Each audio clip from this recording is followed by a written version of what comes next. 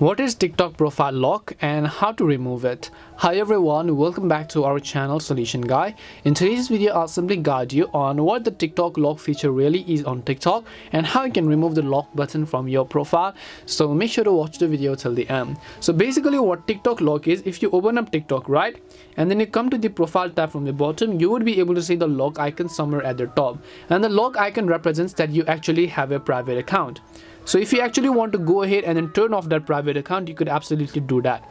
And in order to do that, just tap on the three lines icon from the top right, go to settings and privacy, go to privacy. Currently I have already turned off private account, but if you want to turn it on, you can just turn it on like that, and your profile is going to remain locked and only your followers will be able to actually view your account because you can see private account. So if you want to make it public, tap on the three lines, go to settings and privacy, go to account or privacy right over here, and then you should be able to turn off private account and then tap on the switch button. And this is basically what TikTok lock is. We hope the video was really helpful, and if it did help you, then make sure to leave a like and subscribe to the channel. And if you have any more questions, feel free to leave them down. Thank you very much for watching and see you in the next video.